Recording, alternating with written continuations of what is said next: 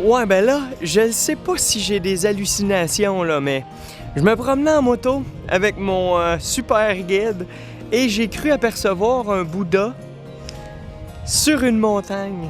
Et le guide m'a dit que le Bouddha mesure 424 pieds de haut et qu'on peut aller dedans. Donc, je m'en vais voir ça, mais pendant qu'on roulait, j'ai vu un champ et j'ai cru avoir quelques hallucinations. Vous allez comprendre pourquoi, parce que je vais vous montrer ce qu'il y a autour de moi.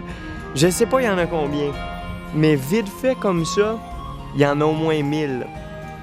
Des Bouddhas qui me semblent pratiquement identiques, qui sont dans un champ rempli de feuilles, un peu perdus, comme ça. Je pense que j'hallucine, ça a plus de bon sens, sérieusement.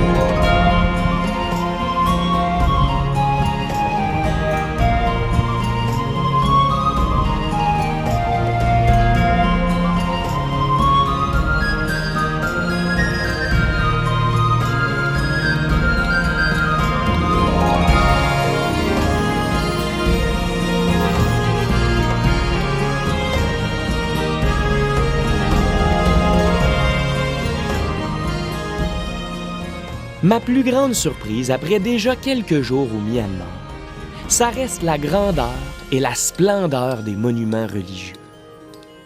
À chaque fois qu'on pense avoir vu ce qu'il y a de plus spectaculaire, bien on découvre un site encore plus hallucinant. Et ici, le Bouddha debout de Bodhitattung en est un des plus bels exemples. Une véritable statue de la liberté bouddhiste de 129 mètres de haut et qui serait la deuxième plus haute statue du monde. Tout ça dans un décor à couper le souffle, entouré de milliers de statues, de stupas géants et d'un Bouddha couché de 95 mètres de long.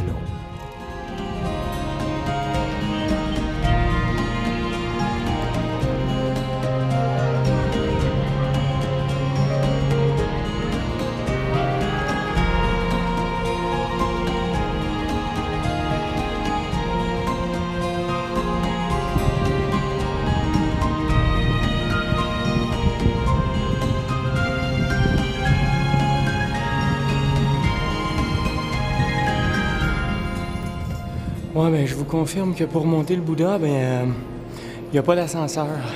C'est que des marches. Et là, il est 3h30. J'ai pas eu le temps de dîner parce que je me suis trop dépêché. Fait que je vais sûrement m'évanouir dans un des escaliers, tomber tranquillement. Je vais essayer de me rendre jusqu'en haut avant. Ça devrait être très bien.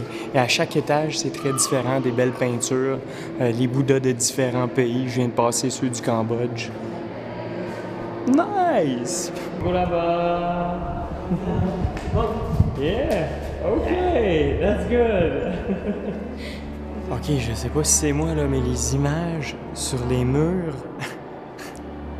je pense que j'ai rarement vu quelque chose d'aussi violent. Des hommes qui se font mettre sur une brochette, qui se font découper, des humains qui boivent du sang, d'autres qui se font mutiler, décapiter. C'est super joyeux monter ce Bouddha.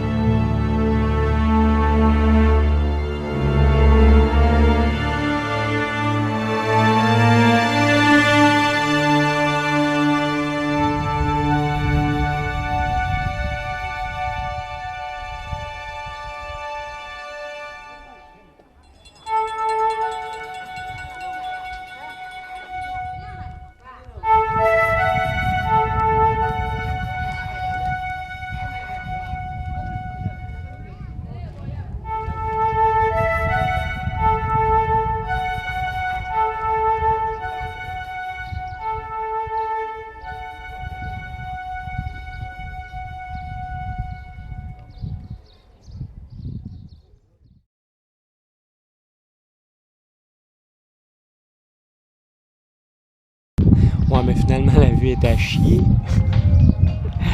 Puis on pouvait juste monter au tiers du Bouddha. Mais bon, je pense que l'important, c'est de l'avoir vu. L'intérieur assez sadique. Mais c'est de l'extérieur que c'est le plus spectaculaire. Un peu d'exagération, je trouve, mais surprenant.